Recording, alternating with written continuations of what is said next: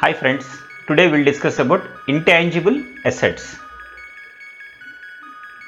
So normally assets are like if you have a building, your asset, if you have land, that is your asset. So these are the assets. For a company, plant, machinery, buildings, everything, their assets.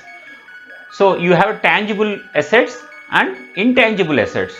Today we'll discuss what is intangible assets. Intangible assets are a non-physical and non-monetary asset which are owned by the business. So these are non-physical, means you can't see the assets. Such intangibles are without any physical form. You can't see these assets in a physical form. If you have a vehicle, your asset you can see directly, you can feel. If you have a building, you can see. But intangible assets are without any physical form. These intangible assets, one cannot touch, you can't see, or you can't feel intangible assets. But these are long term in nature. Intangible assets can be bifurcated into two types. One is intellectual properties. Intellectual properties includes trademarks, copyrights, customer lists, etc. And another one will be goodwill. Goodwill will be branding. What are the features? Create intangible by their own or can purchase the same from the third party. See, these intangibles, if you are existing in your business for a long time, maybe 10 years, 20 years, you can create these intangible assets, or you buy a third party company and you can get the intangible assets. Goodwill. Today we'll discuss about goodwill. Entity is purely running based on the goodwill. Either they have earned or they have purchased in the acquisition. So goodwill can be, if you are running for the longer period, you can earn your company goodwill, or you can purchase another company and you can acquire the goodwill. Trademark.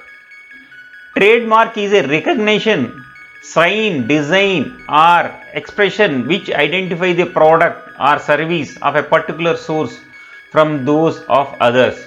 So you have a trademark. With that sign you can identify.